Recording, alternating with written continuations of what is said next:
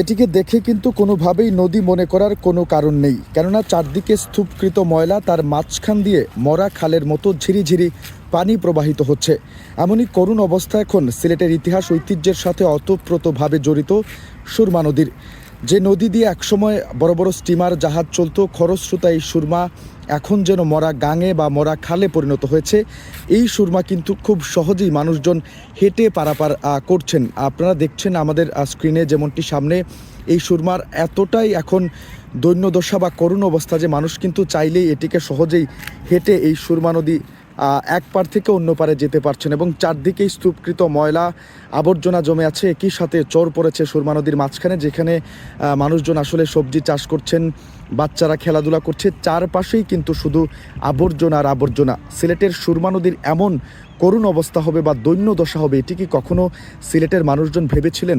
এবং এর ফলেই কিন্তু সিলেটে প্রতি বছর ভয়াবহ বন্যা দেখা দেয় এবং সিলেটবাসী সেই বন্যার কবলে আক্রান্ত হন। অতএব সুশীল মহল সহ সিলেটের সংশ্লিষ্ট মানুষ যারা আছেন বা সিলেটবাসীর এটা প্রাণের দাবি, সুরমা নদীর যত দ্রুত সম্ভব এটি যেন খনন করা হয় এবং সুরমাকে তার পুরনো রূপে ফিরিয়ে দেওয়া হয়। না হলে সিলেটবাসীর এই দুর্ভোগ, অর্থাৎ প্রতি বছর বন্যার সময় যে ভয়াবহ বন্যার কবলে বর্ষার সময় সিলেট আক্রান্ত হয়, এটি থেকে কিন্তু কোনোভাবেই সিলেটবাসী মুক্তি পাবেন না।